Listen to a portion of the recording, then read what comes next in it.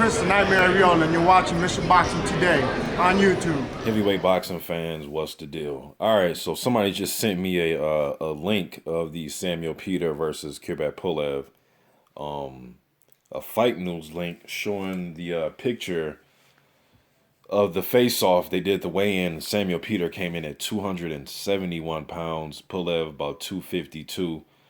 That's about on point for Pulev. His last fight, some months ago, I believe it's like what was that? I think like May when he fought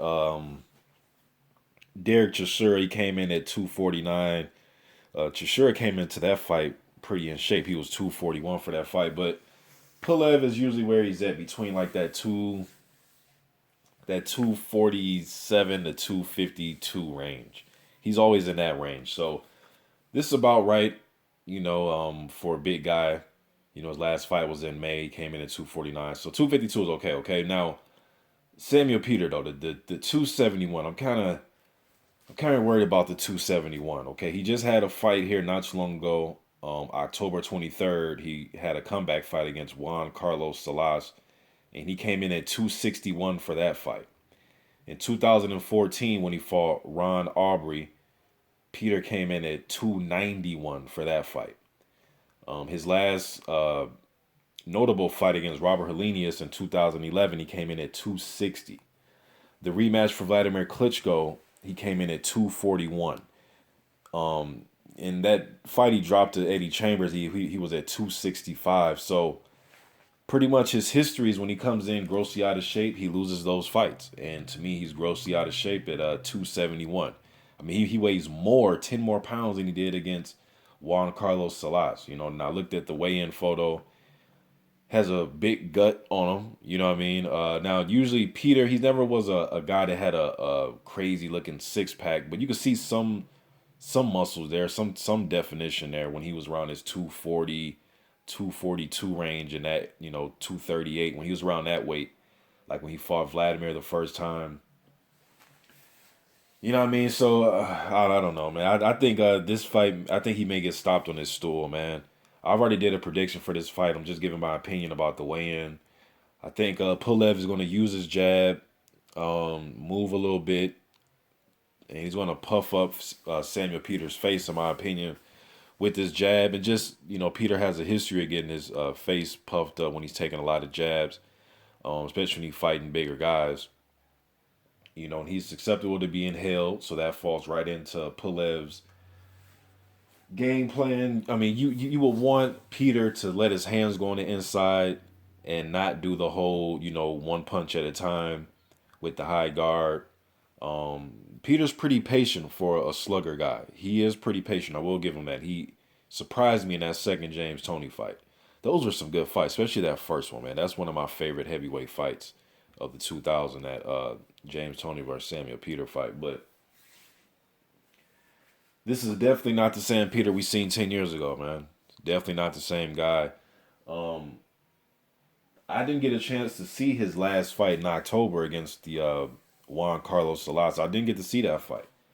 I was trying to see if they had some media day workout clips. I just seen photos, and even in the photo that I seen, he was standing next to some guy. He looked huge. I didn't even know it was him.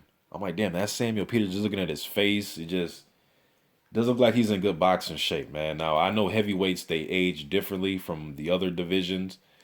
Usually the guys that are, that have a good jab, they can fight off their back foot a little bit. It's usually the taller guys who age a little bit better, the 6'6", 6'5", 6'4", 6'7" guys. Not the slugger type guys that like to come forward and be aggressive. Although Peter has shown he can use a jab, but you're in there with one of the best jabs in the division. I think Pulev, hands down, has one of the best jabs in the heavyweight division. Very active with it, very hard jab. Good snap on it. He can change velocity on his jab, and he can win rounds just using his jab. I mean, he can pick you apart if you choose to let him with that jab. So, I don't know, man. I really don't see Peter going that many rounds. The Helenius fight, he came in at 260. He was out of shape for that one, in my opinion, too. But Linus was moving around a lot in that fight. That fight was actually a competitive fight up until the knockout. That was actually a competitive fight, in my opinion. But I don't know, man. You guys let me know what you think about this Kubrat Pulev versus Samuel Peter fight. I'm still going with Pulev. And then looking at the weights, I just can't believe that Samuel Peter actually put on 10 more pounds since his last fight in October. I'm just not understanding that. Um, Stylistically, this is just all wrong for Peter, man. To tell you the truth, I would like to see Peter, depending on what he has in this fight, what he looks like.